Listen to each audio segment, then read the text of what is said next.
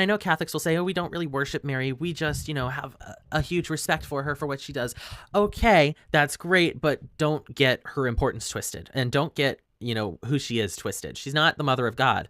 God has always existed. God has no mother. And at the same time, are we going to do the same thing for Paul, for Moses, for Abraham, for Isaac, for Jacob, for David, for Daniel, for Jeremiah? I could keep going. Are we going to all put them in the same spot as Mary because they also had great importance to the story of the Bible? I don't think so. So why is Mary getting some sort of special treatment? That just has never made sense to me, especially when it's a logical fallacy, especially when we look directly in the Bible at John 1. The second point is following Rome and following the Pope.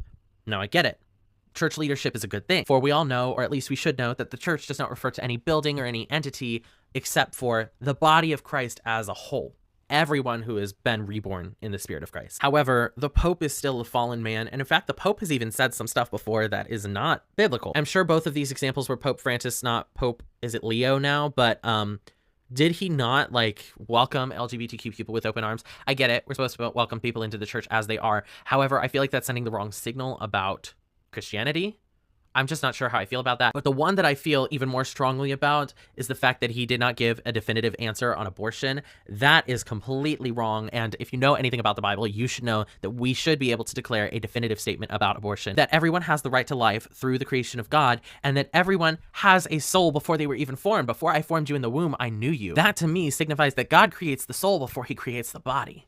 So the soul exists before the human form, before the flesh even exists. To me, that also says that life doesn't even begin at conception, it begins before conception. So to take any other stance besides an anti-abortionist, pro-life stance is wrong biblically, flat out. And I forget which verse it is, but is there not also a verse, to him who knoweth to do good and doeth it not, to him it is a sin? If you know it is correct to take an anti-abortion stance, but yet you refuse to God, that is still sin. So either we need to be doing a better job at selecting who the Pope is, or we need to be holding them more accountable in the Spirit of God. Because unfortunately, I think people are going to be misled if the Pope says something that is not in fact biblical, but something that he said on his own terms. And of course, no Pope is going to be a perfect man, but again, this is why we need to call it out for what it is and say that, hey, he's not right. Not to mention that ultimately the head of the church should be Jesus Christ. And I know that's hard to do because we don't have Jesus Christ in human form, but the ultimate head should be Jesus Christ. And if whoever is in charge of the church is not following in the footsteps of Jesus Christ, they're not leading the church towards